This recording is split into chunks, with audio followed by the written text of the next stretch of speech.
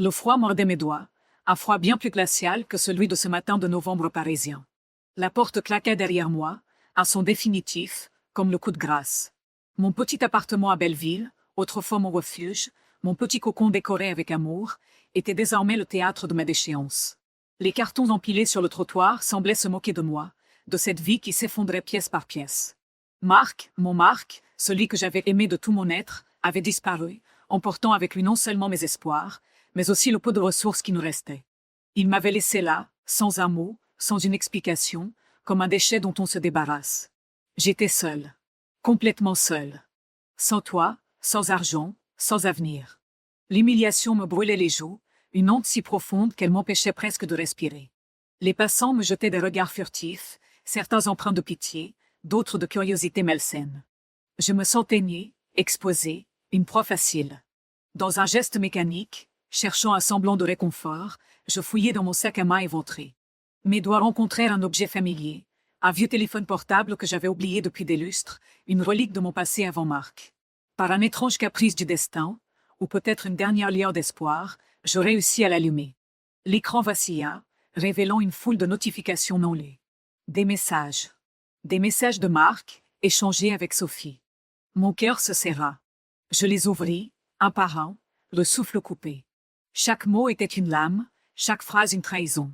Ils parlaient de moi, de mes finances, de la manière dont ils avaient manigancé ma ruine, comment ils avaient orchestré ma chute. La réalité me frappa de plein fouet, plus violente encore que le coup de pied dans la porte. Ce n'était pas un accident, pas une malchance passagère. C'était un plan. Leur plan. Et j'en étais la victime sacrifiée. Une colère froide commença à monter en moi, une rage sourde qui chassait la peur. Ils allaient payer. Oh oui, ils allaient payer très cher. La froidure s'intensifiait, s'insinuant dans mes os comme un poison lent. Debout sur le trottoir, le visage marqué par l'humiliation et le vent glacial de novembre, je fixais les cartons qui contenaient les restes de ma vie. Belleville, autrefois mon havre, était devenu le décor de ma chute spectaculaire. La porte de mon appartement, claquée avec une violence délibérée, résonnait encore dans le silence de mes détresses. Marc. Mon Marc. Celui dont les promesses avaient été aussi douces que ses baisers, celui en qui j'avais placé toute ma confiance, m'avait laissé là, dépouillé de tout, sans explication, comme un objet obsolète jeté à la rue. La honte me brûlait le visage, une brûlure plus vive encore que le froid mordant. Chaque regard furtif des passants était une flèche empoisonnée, chaque murmure une accusation. Je me sentais nue, vulnérable, exposée dans ma misère. C'est dans ce chaos intérieur, cherchant un encre, un vestige de mon ancienne vie, que mes doigts rencontrèrent le vieux téléphone portable au fond de mon sac. Un appareil oublié, une relique d'un temps où Marc n'existait pas encore, ou du moins, où son ombre n'avait pas encore tout consumé. Par un réflexe désespéré, une ultime tentative de me raccrocher à quelque chose, je parvins à l'allumer. L'écran vacilla, puis s'illumina, révélant une cascade de notifications, des messages que j'avais ignorés, oubliés. Des messages de Marc, échangés avec Sophie. L'air se raréfia dans mes poumons. Le monde sembla basculer sur son axe. Je les ouvris, un par un, le cœur battant à tout rompre, chaque mot une lame plantée dans ma chair. Leurs conversations, échangées dans l'ombre, dans le secret de leur trahison, défilaient sous mes yeux ébahis. Ils parlaient de moi, de mes finances, de la manière dont ils avaient méticuleusement orchestré ma ruine. Chaque phrase était une preuve supplémentaire de leur complot, de leur plan diabolique pour me dépouiller, me discréditer, me réduire à néant. Ce n'était pas un coup du sort, pas une malchance passagère. C'était une conspiration. Leur œuvre. Et j'en étais la victime sacrificielle, le pion sur le échiquier macabre. La réalité me frappa avec la violence d'un uppercut, me laissant pantelante, abasourdie. La douleur physique de l'expulsion, la morsure du froid, tout cela pâlit face à la douleur morale de cette révélation. La peur qui m'avait initialement paralysée commença à se transformer. Une colère froide, sourde, monta en moi, une lave incandescente qui consumait la tristesse, le désespoir. Ils allaient payer. Ils allaient payer pour chaque larme versée, pour chaque nuit d'angoisse, pour chaque espoir brisé. Dans l'intimité glaciale de ce vieux téléphone, j'ai découvert l'ampleur de leur perfidie. Les mots de Marc, si doux en public, se faisaient cyniques et calculateurs dans ses échanges privés avec Sophie. Elle est tellement crédule, écrivait-il, un message qui me glaça le sang. Ces économies vont nous permettre de démarrer notre nouvelle vie, loin de cette ville ennuyeuse. Sophie, avec sa fausse innocence, renchérissait. Et son nom, il faut vraiment le salir. Personne ne la croira si elle essaie de se défendre. Ils avaient planifié ma chute dans les moindres détails, transformant notre relation, mon amour, en un simple levier pour parvenir à leur fin. Ils avaient exploité ma confiance, ma vulnérabilité, pour s'enrichir sur mon dos. La nausée me submergea. Je me revoyais, naïve et amoureuse, leur confiant mes projets, mes rêves, mes peurs. Tout avait été utilisé contre moi. Les messages continuaient, détaillant comment ils avaient manipulé mes investissements, comment ils avaient semé le doute dans l'esprit de mes rares connaissances professionnelles, comment ils avaient même encouragé mes parents à me distancer, sous prétexte que je prenais des décisions imprudentes. Chaque mot était une preuve tangible de leur machination. Le vieux téléphone, cet objet anodin, était devenu mon arme secrète, le catalyseur de ma renaissance. La colère, d'abord une braise vacillante, s'embrasa en un incendie dévorant. Elle me donnait la force de me relever, de ne pas me laisser abattre. Ils avaient voulu me briser, me réduire en poussière, mais ils avaient sous-estimé la force qui sommeillait en moi. La force de la vérité. La force de la justice. Je n'étais plus la femme naïve et aimante qu'ils avaient connue. L'adversité m'avait forgée, m'avait transformée en une guerrière. Le froid mordant n'était plus qu'un détail insignifiant face au feu qui brûlait en moi. Je n'avais plus rien à perdre et tout à gagner. La rue, l'humiliation, la trahison, tout cela n'était que le prélude. Le véritable acte commençait maintenant. Le téléphone dans ma main, symbole de leur trahison, devint le symbole de ma résurrection. Je le serrai fort, comme une promesse silencieuse. Ils allaient découvrir que la femme qu'ils avaient cru détruire était bien plus forte qu'ils ne l'imaginaient. Ils allaient regretter amèrement le jour où ils avaient décidé de jouer avec ma vie. Leur rire cynique se transformerait en cri de terreur. Mon chemin vers la justice serait pavé de leurs regrets. Le vieux téléphone, cet objet anodin, était devenu mon arme secrète, le catalyseur de ma renaissance. La colère, d'abord une braise vacillante, s'embrasa en un incendie dévorant. Elle me donnait la force de me relever, de ne pas me laisser abattre. Ils avaient voulu me briser, me réduire en poussière, mais ils avaient sous-estimé la force qui sommeillait en moi. La force de la vérité. La force de la justice. Je n'étais plus la femme naïve et aimante qu'ils avaient connue. L'adversité m'avait forgée, m'avait transformée en une guerrière. Le froid mordant n'était plus qu'un détail insignifiant face au feu qui brûlait en moi. Je n'avais plus rien à perdre et tout à gagner. La rue, l'humiliation, la trahison, tout cela n'était que le prélude. Le véritable acte commençait maintenant. Le téléphone dans ma main, symbole de leur trahison, devint le symbole de ma résurrection. Je le serrai fort, comme une promesse silencieuse. Ils allaient découvrir que la femme qu'ils avaient cru détruire était bien plus forte qu'ils ne l'imaginaient. Ils allaient regretter amèrement le jour où ils avaient décidé de jouer avec ma vie. Leur rire cynique se transformerait en cri de terreur. Mon chemin vers la justice serait pavé de leurs regrets. Je ne savais pas où aller. Chaque rue de Paris, autrefois familière et réconfortante, me semblait désormais hostile, un labyrinthe sans issue. Les lumières de la ville, d'habitude si vibrantes, me paraissaient froides et indifférentes. Mes pas me menaient sans but, le cœur lourd, la tête vide, à l'exception des mots de Marc et Sophie qui résonnaient sans cesse. J'avais parcouru des kilomètres, le sac à main vide, les poches désespérément légères, le froid s'insinuant sous mon manteau trop fin. La fatigue me rongeait, mais l'adrénaline de la découverte et la montée de la colère me maintenaient éveillée. Je me suis retrouvée près d'une petite supérette, les lumières fluorescentes éclairant crûment l'intérieur. Un présentoir de tickets de jeu attirait mon regard. Le loto. Une idée absurde, une pensée fugace, une échappatoire dérisoire face à l'immensité de mes problèmes. Qu'avais-je à perdre, après tout? J'avais déjà tout perdu. Dans un geste presque mécanique, dicté par une sorte de désespoir teinté d'une curiosité morbide, je suis entrée. L'odeur du café et des journaux flottait dans l'air. La caissière, une femme d'un certain âge au visage fatigué, m'a regardé sans grand intérêt. J'ai désigné le coupon le plus proche, un simple bout de papier coloré. Ma main tremblait légèrement en le prenant. J'ai rempli les cases au hasard, choisissant des chiffres qui me venaient à l'esprit sans aucune logique. Le numéro de notre ancien appartement, la date de notre rencontre, le nombre d'années que nous avions passées ensemble.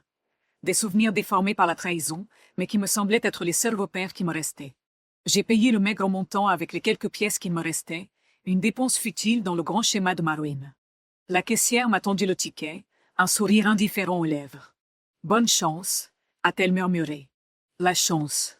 Un concept qui me semblait désormais étranger, une illusion dont j'avais été cruellement privée. Je suis ressortie dans la nuit parisienne, le petit ticket froissé dans ma paume. Le froid semblait avoir redoublé d'intensité. Je me suis assise sur un banc public, le souffle court, le regard perdu dans le vide.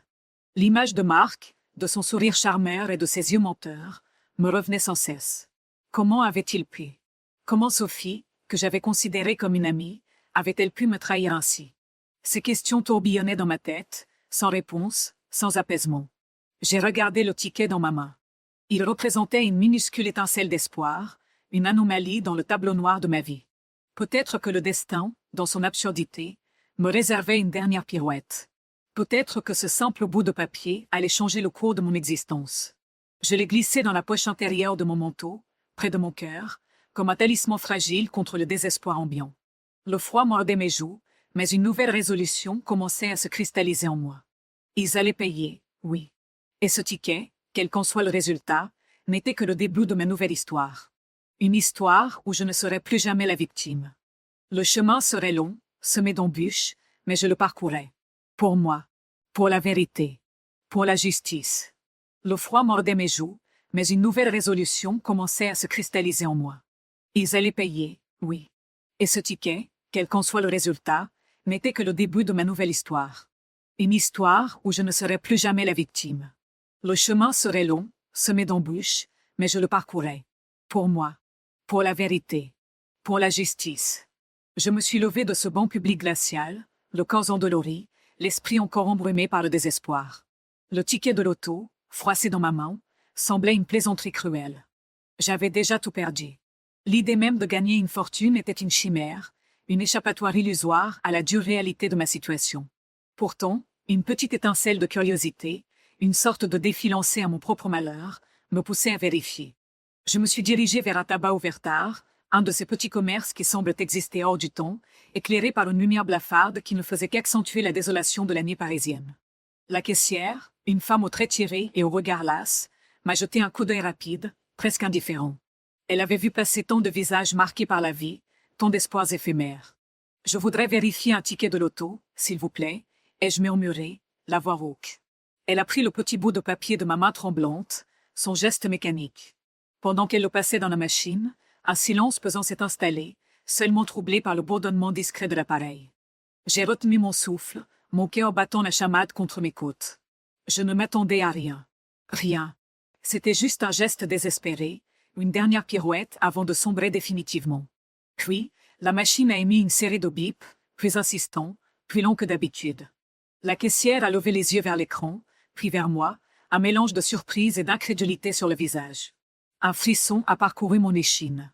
C'est impossible, a-t-elle bredouillé, sa voix tremblant légèrement.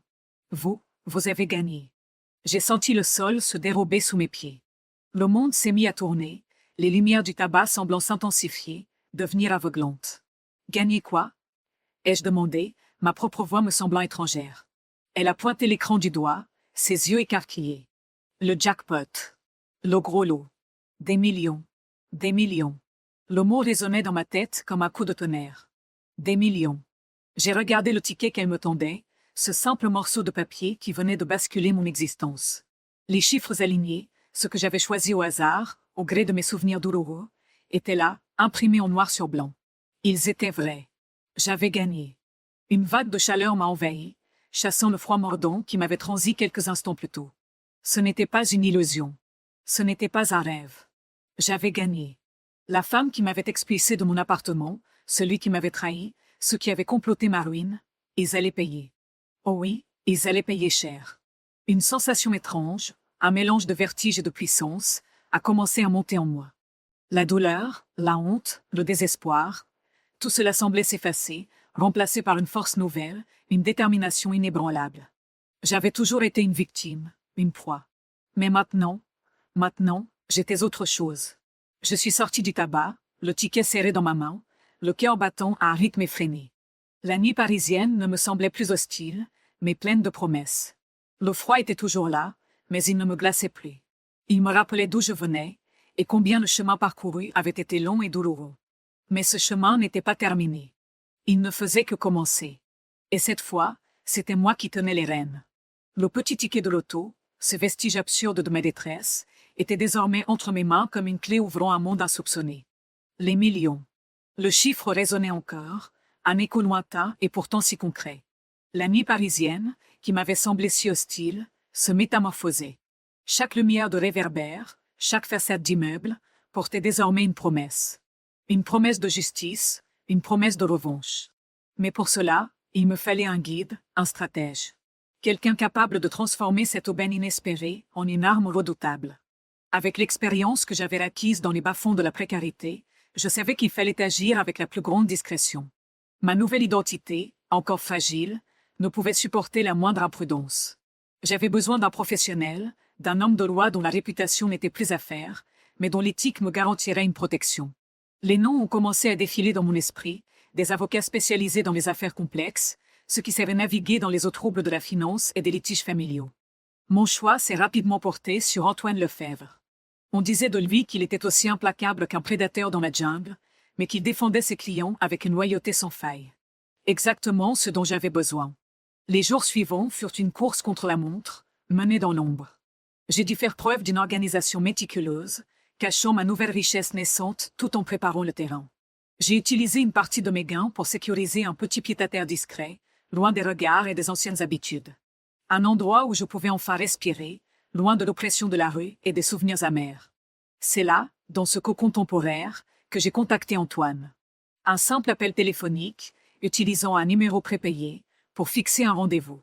J'ai choisi un lieu neutre, un café discret dans le quartier Saint-Germain-des-Prés, loin de mon ancien domicile et de l'univers professionnel de Marc.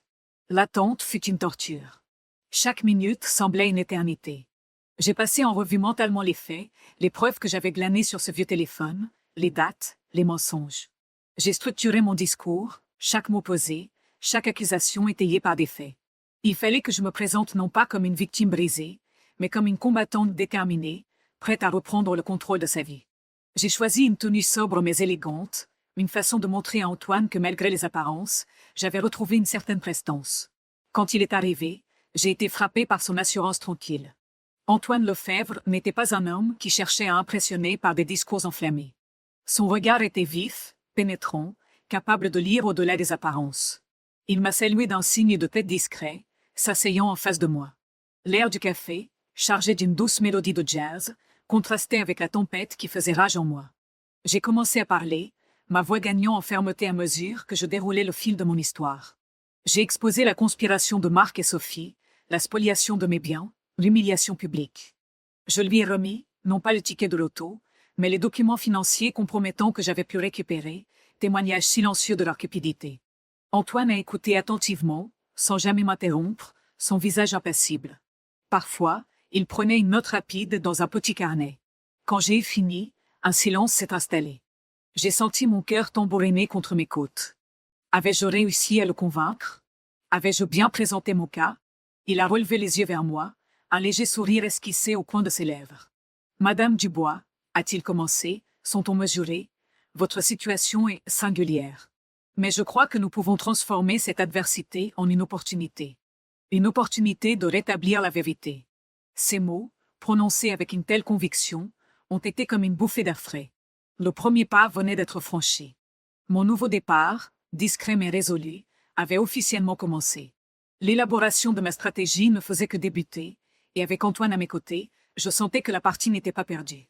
Loin de là. Elle ne faisait que commencer. Le café, le petit coin, dans le marais, Paris. La douce mélodie de jazz qui flottait dans l'air n'était qu'un lointain écho à la tempête qui faisait rage en moi. J'avais exposé la conspiration de Marc et Sophie, la spoliation de mes biens, l'humiliation publique. Je lui avais remis les documents financiers compromettants, témoignages silencieux de leur cupidité. Antoine avait écouté attentivement, son visage impassible, prenant des notes dans un petit carnet. Quand j'eus fini, un silence s'installa. Avais-je réussi à le convaincre? « Madame Dubois, commença-t-il, son ton mesuré, votre situation est singulière. Mais je crois que nous pouvons transformer cette adversité en une opportunité. Une opportunité de rétablir la vérité. » Ces mots, prononcés avec une telle conviction, furent comme une bouffée d'air frais. Le premier pas venait d'être franchi.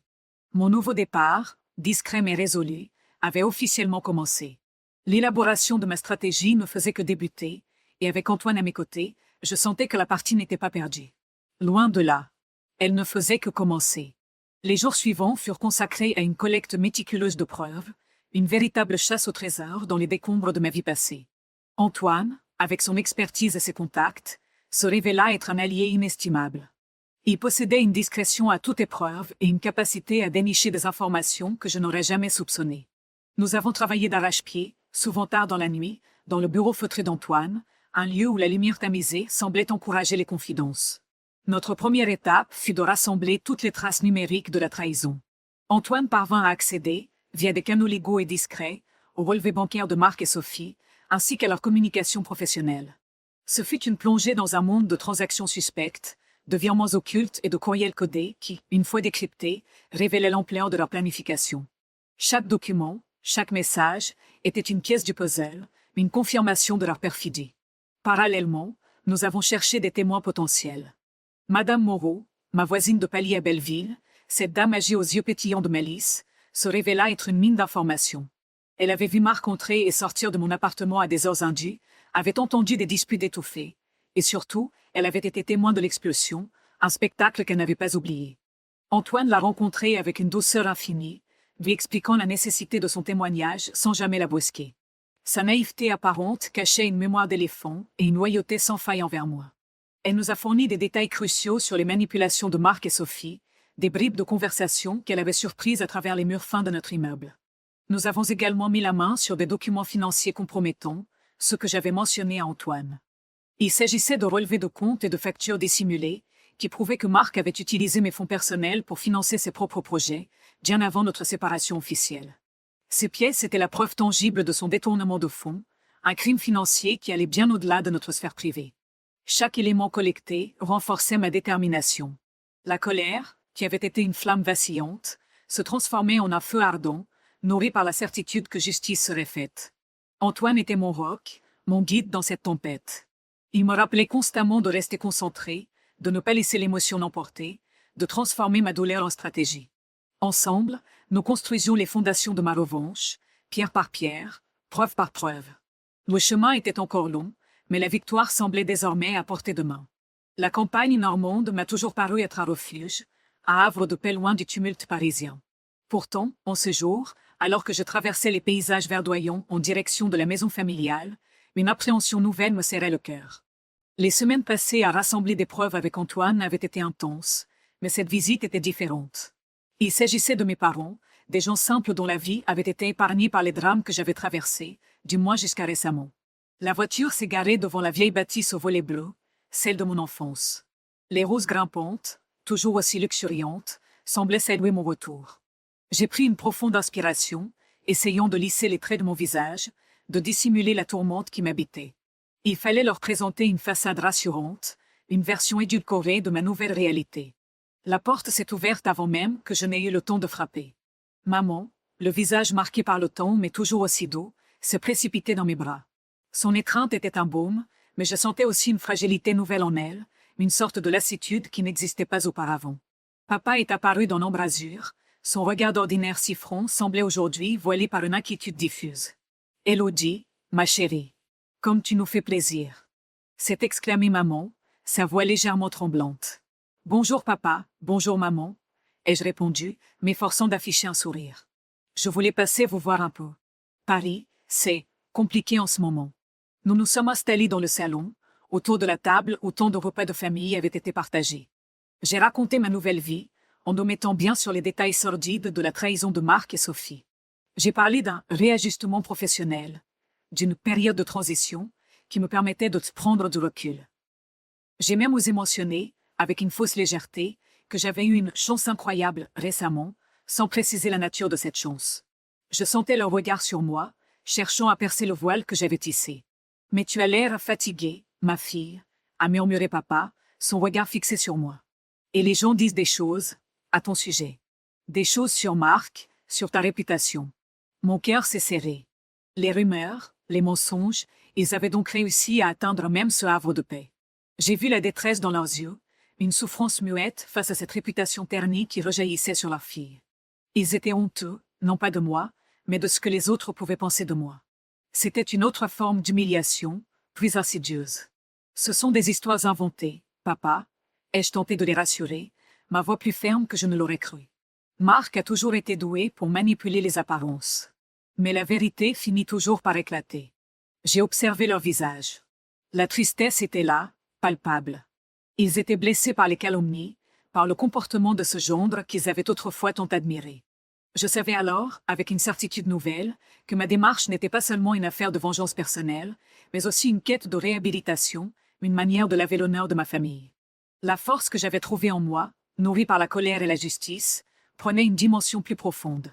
Ce n'était plus seulement ma vie que je devais reconstruire, c'était aussi la sérénité de mes parents que je devais leur rendre. La partie ne faisait que commencer, et elle allait se jouer sur plusieurs tableaux. Le café, le petit coin, dans le marais, Paris. L'air était chargé d'une douce effervescence, le bourdonnement des conversations se mêlant aux notes discrètes d'un piano jazz. Assise à une petite table près de la fenêtre, je ne pouvais m'empêcher de ressentir une pointe d'ironie. C'était ici, dans ce lieu empreint d'une certaine sophistication, que je devais rencontrer Sophie. Sous mon nouveau nom, une identité empruntée, je n'étais plus Élodie Dubois, la femme ruinée et trahie, mais une vague connaissance, une opportuniste cherchant à glaner quelques miettes de la réussite de Marc.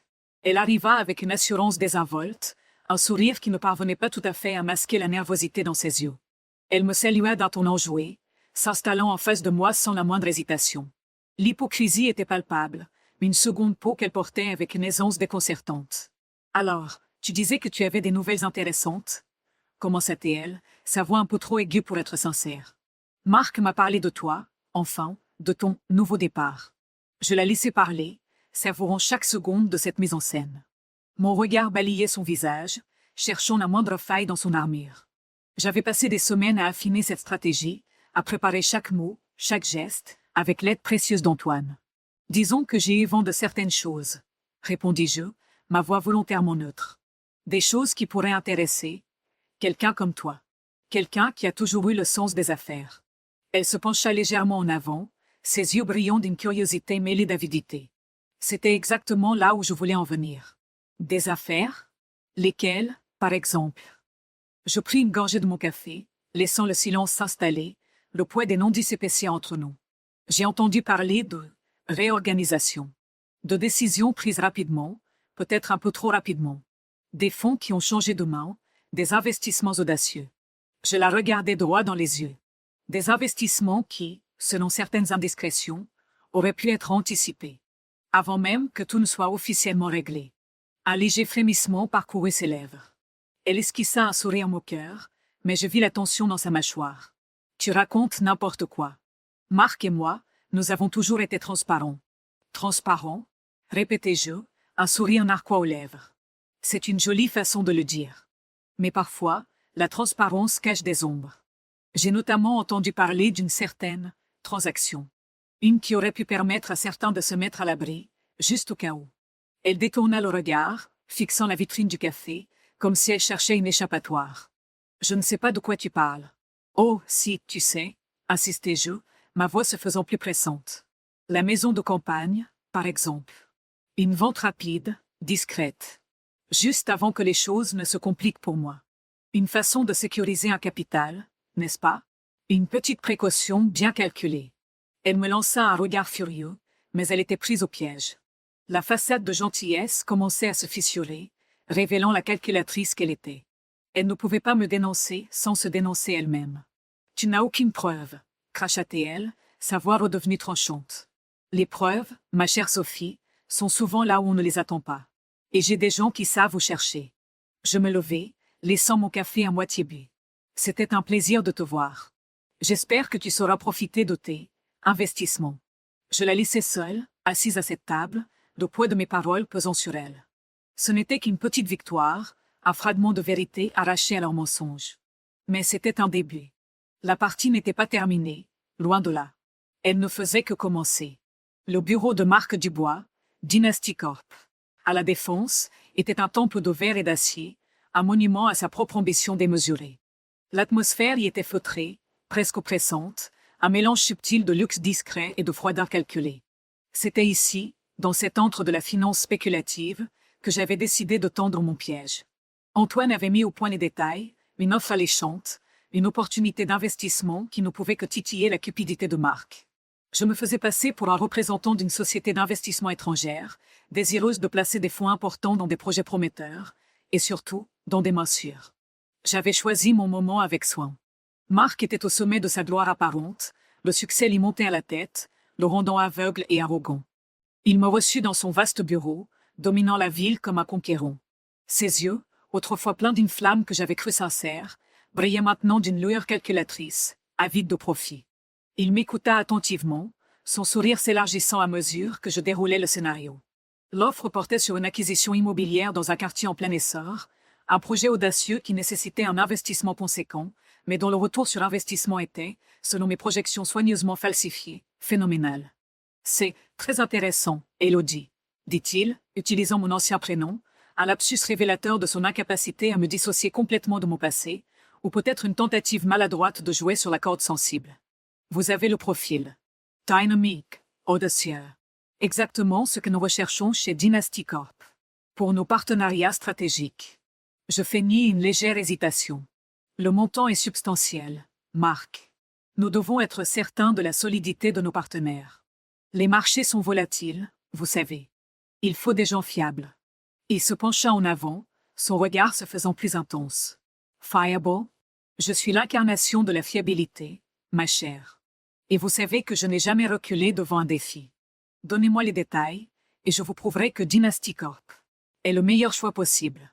La conversation se poursuivit ainsi pendant 1 heure. Je lui présentai des documents savamment conçus pour sembler authentiques, des projections financières optimistes, des études de marché biaisées. Il posait des questions, mais elle trahissait plus son désir de comprendre comment s'approprier le maximum de profit que sa volonté de s'assurer de la viabilité du projet. Sa cupidité était un gouffre insatiable, et je la nourrissais avec délectation. Il était tellement absorbé par la perspective de gains rapides et faciles qu'il en oubliait toute prudence. Il me parla de liquidités disponibles, de lignes de crédit qu'il pouvait mobiliser rapidement, de la nécessité de saisir cette opportunité avant qu'elle ne disparaisse. Je vais devoir faire quelques ajustements, bien sûr, confia-t-il, un sourire carnassier aux lèvres. Mais cela en vaut la peine. Cette affaire va nous propulser encore plus haut. Je le laissai s'enfoncer dans son propre piège. Il était si sûr de lui, si convaincu de sa supériorité, qu'il ne voyait pas le fil qui le menait droit à sa perte. Je quittai son bureau avec la satisfaction amère de voir l'homme qui m'avait tout pris se précipiter vers sa propre ruine, aveuglé par l'or qu'il convoitait tant. Ce n'était qu'une étape, une pièce du puzzle que je mettais patiemment en place. La véritable confrontation approchait, et Marc n'avait aucune idée de ce qui l'attendait. L'argent, cet outil qu'il avait utilisé pour me détruire, allait devenir l'instrument de sa propre chute. Le petit appartement d'Elodie à Belleville, Paris. L'air y était plus lourd qu'à l'accoutumée, chargé non seulement de la poussière de mes déambulations, mais aussi du poids des révélations. J'avais besoin de parler, de décharger ce fardeau qui m'écrasait depuis trop longtemps. Madame Moreau, ma voisine, une dame d'un certain âge dont la douceur n'avait d'égal que la perspicacité, m'avait toujours semblé être une âme bienveillante. Ce jour-là, alors que je passais devant sa porte, une envie irrésistible me poussa à frapper. Elle m'accueillit avec ce sourire chaleureux qui était sa signature, m'invitant à entrer dans son petit univers douillet, empreint de l'odeur réconfortante du thé et des vieux livres. « Élodie, ma chère, vous avez l'air bien soucieuse, » dit-elle en me tendant une tasse fumante. « Venez, asseyez-vous. Racontez-moi ce qui vous pèse. » Les mots sortirent de ma bouche comme un torrent refoulé.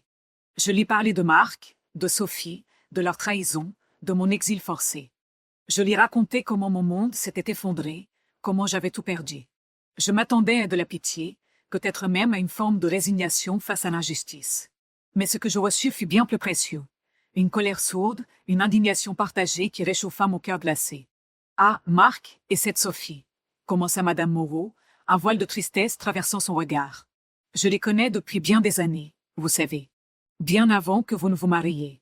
J'ai vu Marc grandir, un garçon plein de promesses, mais déjà avec cette lueur d'ambition dévorante dans les yeux.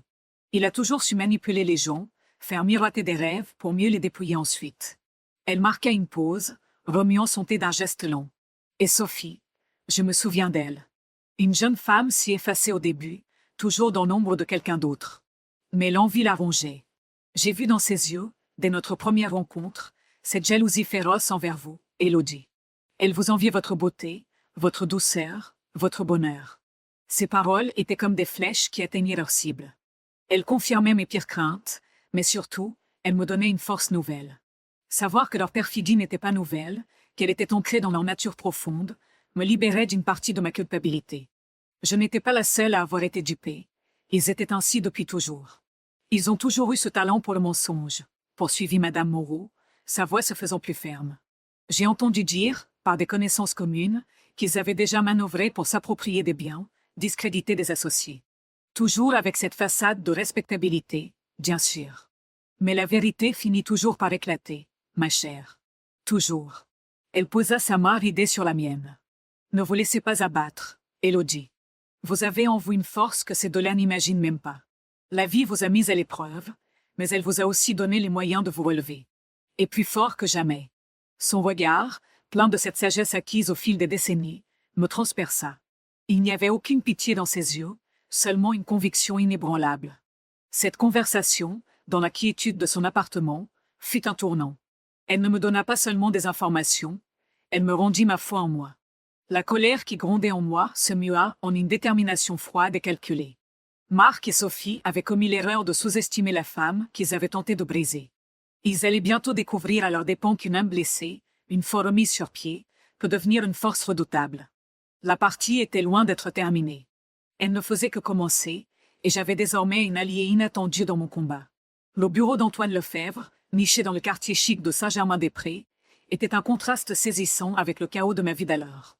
L'élégance sobre des lieux, le bois sombre des meubles, l'odeur subtile du cuir et du papier ancien, tout cela créait une atmosphère de sérénité et de concentration. C'était là, loin du tumulte parisien, que le véritable plan prenait forme, échafaudé dans le secret par Antoine et moi. Après la conversation avec Madame Moreau, une nouvelle énergie m'avait animé. La colère sourde s'était muée en une détermination froide, une volonté de fer qui balayait toute trace de faiblesse. Monaco. C'était là que tout se jouerait. Le casino, temple du jeu et du paraître, serait notre scène. Nous devons choisir le décor avec soin, Élodie, me dit Antoine, sa voix posée mais vibrante d'une excitation contenue. Il avait étalé sur la grande table en acajou des brochures luxueuses, des plans de salle de réception, des photos d'événements mondains. Un lieu qui respire le succès, le faste, l'apparente perfection. Là où Marc et Sophie se sentiront le plus à l'aise et où leur chute n'en sera que plus retentissante. Je me penchai sur les documents, le cœur battant d'une anticipation mêlée d'appréhension. Chaque détail comptait. Le choix de la salle, la disposition des tables, le type de réception, un dîner de gala, une soirée privée. Antoine avait déjà une idée précise. Le salon Belle Époque du casino. Il est somptueux, chargé d'histoire, et surtout, il offre une visibilité parfaite. Les personnalités présentes seront de taille à faire trembler Marc. Qui exactement? Demandai-je, ma voix légèrement étranglée par l'émotion. Des gens de son monde, mais aussi des figures influentes qu'il cherche à impressionner. Des investisseurs potentiels, des journalistes spécialisés dans la finance, des personnalités du spectacle. Je fais appel à mes contacts, Élodie. Nous allons créer un événement dont on parlera longtemps. Une soirée où leur arrogance sera mise à nu, où leur façade s'effondrera sous le poids de la vérité. Antoine avait déjà préparé une liste d'invités soigneusement sélectionnés. Des personnes qui, par leur statut ou leur influence, pourraient amplifier l'onde de choc de ma révélation. Il me montra le nom de quelques journalistes réputés, des hommes et des femmes dont la plume pouvait faire ou défaire des carrières. Ils seront là, Élodie. Ils auront leur rôle à jouer. Nous allons leur servir une histoire bien plus croustillante que toutes celles qu'ils ont pu couvrir. Je pensais à Marc, à son sourire condescendant, à sa certitude inébranlable de sa propre invincibilité. Je pensais à Sophie, à sa jalousie dissimulée sous des airs mielleux. Ils se croyaient au sommet du monde, intouchables. Mais ils ignoraient que le sol allait se dérober sous leurs pieds, dans un décor de rêve, sous le regard de tous ceux qui cherchaient à impressionner. Et comment allons-nous les attirer, Antoine? Demandai-je, un sourire naissant sur mes lèvres. Il me tendit mon smartphone, dont l'écran s'illumina, révélant un message soigneusement rédigé. Une invitation exclusive, une opportunité d'investissement unique, présentée comme le coup de maître qui consoliderait leur empire. L'appât était parfait, conçu pour titiller leur cupidité et leur soif de reconnaissance. Ils ne pourront pas résister, dit Antoine, ses yeux brillants d'une satisfaction calculée. Le piège est prêt. Il ne reste plus qu'à attendre le moment où ils viendront s'y jeter. Nous passâmes le reste de l'après-midi à peaufiner les détails. Chaque mot, chaque geste, chaque invité était une pièce d'un puzzle complexe, méticuleusement assemblée pour garantir le succès de ma vengeance. L'élégance du salon Belle Époque, la présence des médias, l'éclat des personnalités, tout concourait à créer l'environnement idéal pour le dénouement de mon histoire. L'humiliation que j'avais subie allait être lavée, non pas par des larmes, mais par la vérité exposée au grand jour, dans toute sa cruelle splendeur. La scène était prête. Il ne me restait plus qu'à jouer mon rôle. Le trajet était long, mais chaque kilomètre parcouru vers le sud me rapprochait d'une forme de délivrance. L'air marin, plus pur et plus vivifiant que celui de Paris, commençait à caresser mon visage à travers la vitre baissée. Monaco. La principauté, écrin de luxe et de démesure, était le théâtre choisi pour la pièce que j'avais écrite dans l'ombre, une pièce où la justice, enfin, trouverait sa scène. L'arrivée sur le rocher fut une immersion dans un monde d'opulence ostentatoire. Les yachts immenses, les jardins luxuriants, les façades scintillantes des hôtels et des casinos, tout concourait à créer une atmosphère de rêve éveillé. C'était le terrain de jeu favori de Marc et Sophie, l'endroit où ils se sentaient le plus à l'aise, le plus invincible. Ils ne se doutaient de rien, bien sûr. L'invitation, envoyée avec soin par Antoine, avait piqué leur curiosité et leur ambition. Une opportunité d'investissement exclusive, une affaire qui promettait de les propulser encore plus haut, dans leur esprit. L'appât était parfait. Je descendis de la voiture dans le silence feutré de la ville. Un taxi m'avait déposé non loin du casino, un endroit que je n'avais jamais imaginé foulé dans de telles circonstances. J'avais pris soin de choisir ma tenue avec la même méticulosité qu'Antoine avait mise dans la préparation de la soirée. Une robe de soirée élégante, d'une teinte sombre mais raffinée, qui dissimulait subtilement la nouvelle force qui m'habitait. Mon reflet dans la vitrine d'une boutique de luxe me renvoya l'image d'une femme transformée. Les traits tirés par le désespoir des derniers mois avaient laissé place à une sérénité nouvelle, une détermination gravée dans mon regard.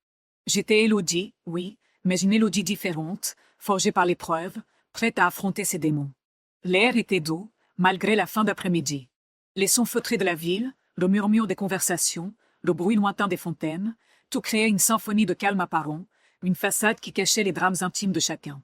J'imaginais Marc et Sophie quelque part dans cette ville, s'apprêtant pour la soirée, se pavanant, persuadés d'être au sommet du monde.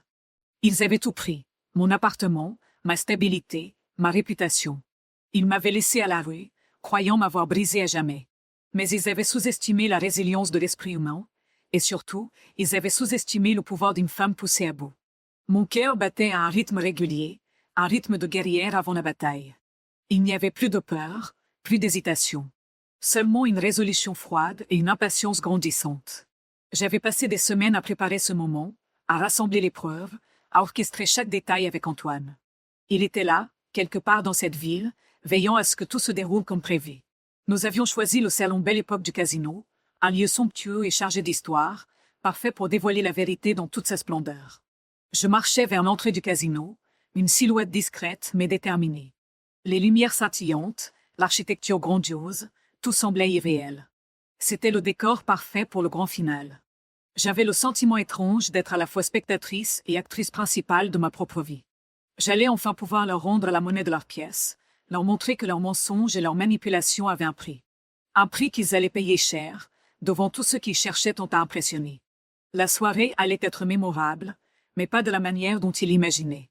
Le piège était tendu, et il ne leur restait plus qu'à y tomber.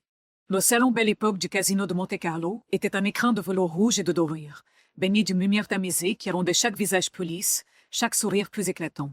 L'air vibrait d'une douce cacophonie de conversations mondaines, de tintements de verre et du murmure lointain des machines à sous.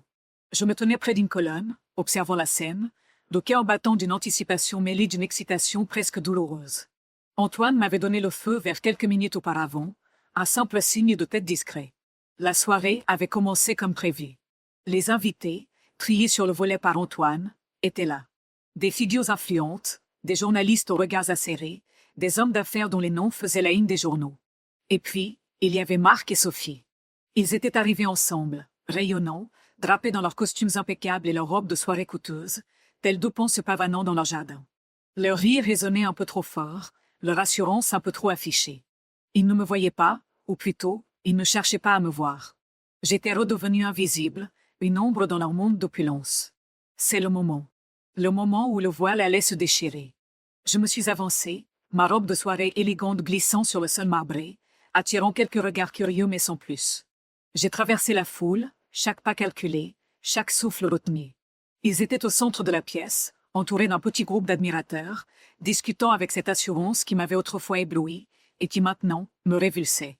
J'ai attendu qu'un silence relatif s'installe, qu'une pause dans leur discours leur permette de m'entendre. Puis, j'ai parlé, ma voix portant étonnamment loin dans le murmure ambiant. Mark, Sophie, quelle agréable surprise de vous voir ici. Leurs têtes se sont tournées vers moi simultanément. Leurs sourires se sont figés, puis ont laissé place à une expression de surprise, rapidement suivie par une lueur de méfiance dans leurs yeux. Ils ne m'avaient pas reconnu immédiatement, ou plutôt, ils ne s'attendaient pas à me voir ici, dans ce contexte. « Elodie, qu'est-ce que tu fais là ?» demanda Mark, un sourire forcé aux lèvres, tentant de reprendre le contrôle de la situation. Sophie, à ses côtés, me lançait des regards noirs, sa main se serrant sur le bras de Mark. « Je suis là pour assister à votre chute, » dis-je, ma voix désormais empreinte d'une froide détermination. Un murmure parcourut l'assemblée. Les conversations s'éteignirent. Tous les regards étaient tournés vers nous.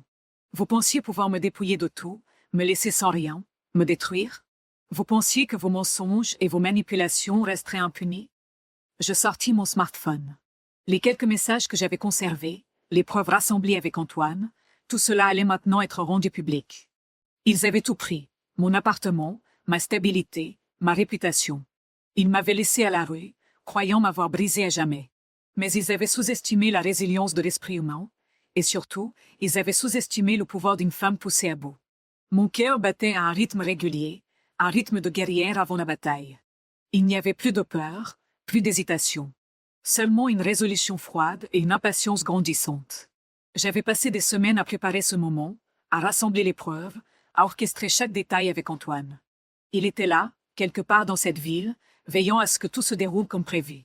Nous avions choisi le salon Belle Époque du casino, un lieu somptueux et chargé d'histoire, parfait pour dévoiler la vérité dans toute sa splendeur. Je marchais vers l'entrée du casino, une silhouette discrète mais déterminée.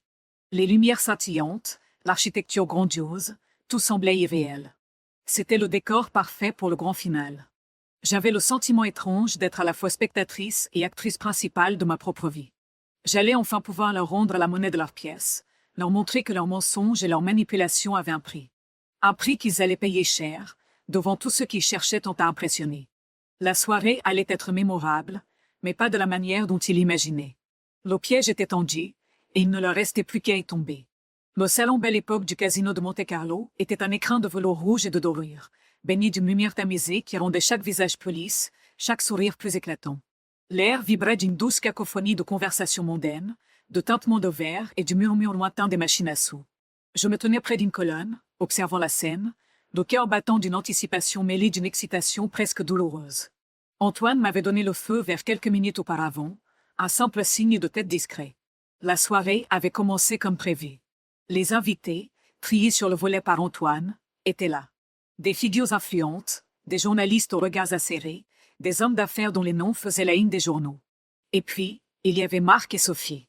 Ils étaient arrivés ensemble, rayonnants, drapés dans leurs costumes impeccables et leurs robes de soirée coûteuses, tels deux ponts se pavanant dans leur jardin. Leur rire résonnait un peu trop fort, leur assurance un peu trop affichée. Ils ne me voyaient pas, ou plutôt, ils ne cherchaient pas à me voir. J'étais redevenue invisible, une ombre dans leur monde d'opulence. C'est le moment. Le moment où le voile allait se déchirer. Je me suis avancée, ma robe de soirée élégante glissant sur le sol marbré, attirant quelques regards curieux mais sans plus. J'ai traversé la foule, chaque pas calculé, chaque souffle retenu. Ils étaient au centre de la pièce, entourés d'un petit groupe d'admirateurs, discutant avec cette assurance qui m'avait autrefois ébloui et qui maintenant me révulsait. J'ai attendu qu'un silence relatif s'installe, qu'une pause dans leur discours leur permette de m'entendre.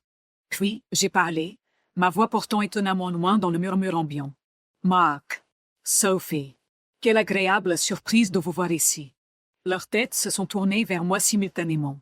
Leurs sourires se sont figés, puis ont laissé place à une expression de surprise, rapidement suivie par une lueur de méfiance dans leurs yeux. Ils ne m'avaient pas reconnu immédiatement, ou plutôt, ils ne s'attendaient pas à me voir ici, dans ce contexte. « Elodie, qu'est-ce que tu fais là ?» demanda Mark, un sourire forcé aux lèvres, tentant de reprendre le contrôle de la situation. Sophie, à ses côtés, me lançait des regards noirs, sa main se serrant sur le bras de Mark. « Je suis là pour assister à votre chute, » dis-je, ma voix désormais empreinte d'une froide détermination. Un murmure parcourut l'assemblée. Les conversations s'éteignirent. Tous les regards étaient tournés vers nous. Vous pensiez pouvoir me dépouiller de tout, me laisser sans rien, me détruire?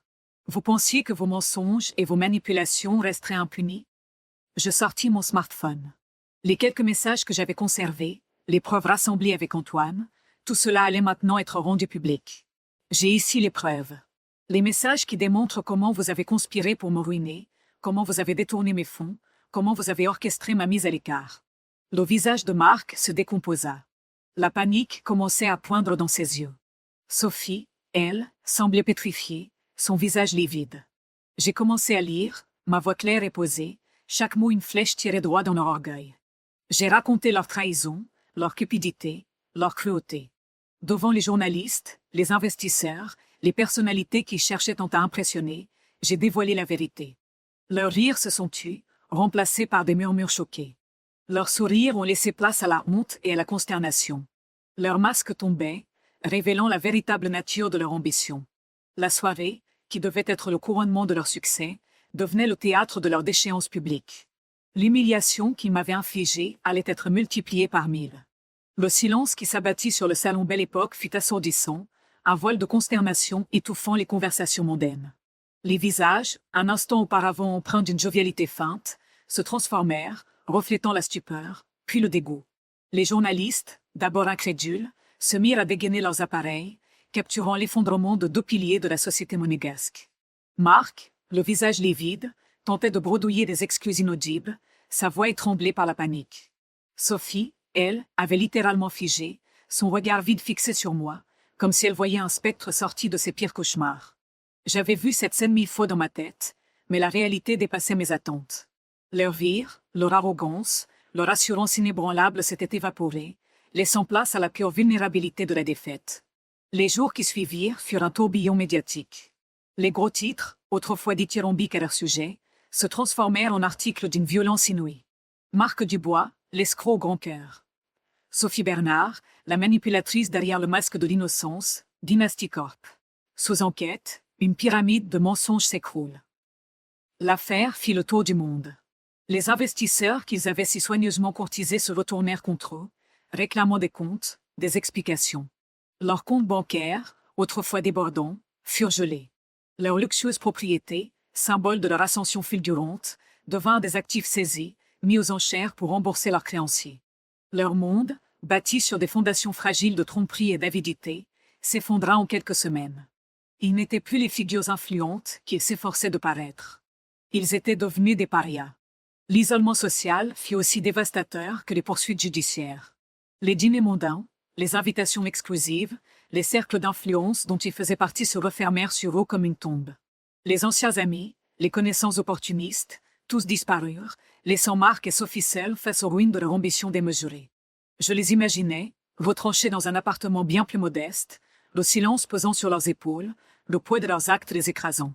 De mon côté, la victoire avait un goût amer. La justice avait été rendue, la vérité avait triomphé, mais le chemin parcouru avait laissé des cicatrices profondes. J'avais utilisé ma nouvelle fortune, celle de ce ticket de loto gagnant, pour reconstruire ma vie, pour me reconstruire. Le bureau d'avocat d'Antoine Lefebvre était devenu mon quartier général, un lieu où les stratégies se forgeaient, où les démarches légales étaient orchestrées avec une précision chirurgicale. Antoine était un allié précieux, un roc dans cette tempête. Il avait cru en moi, même lorsque j'avais le plus douté de moi-même. Je me souviens de ces moments, passés à éplucher des documents, à préparer ma défense, à anticiper les coups bas. C'était une guerre d'usure, une bataille psychologique autant que juridique. Mais chaque victoire, aussi petite soit-elle, me donnait la force de continuer. Voir la chute de Marc et Sophie était une satisfaction, certes, mais elle ne pouvait effacer la douleur de la trahison, le sentiment d'avoir été si cruellement trompé. La vengeance, j'avais appris, était un plat qui se mangeait froid, mais qui laissait un arrière-goût persistant de tristesse. Je repensais souvent à mes parents, à leur inquiétude face à ma situation. La nouvelle de la ruine de Marc et Sophie, bien que teintée de la satisfaction de voir la justice faite, ne pouvait compenser la tristesse de leur propre désillusion. Ils avaient placé tant d'espoir en Marc, tant de confiance. Leur visage, marqué par les épreuves qu'ils avaient traversées, portait désormais le poids de cette vérité dévastatrice.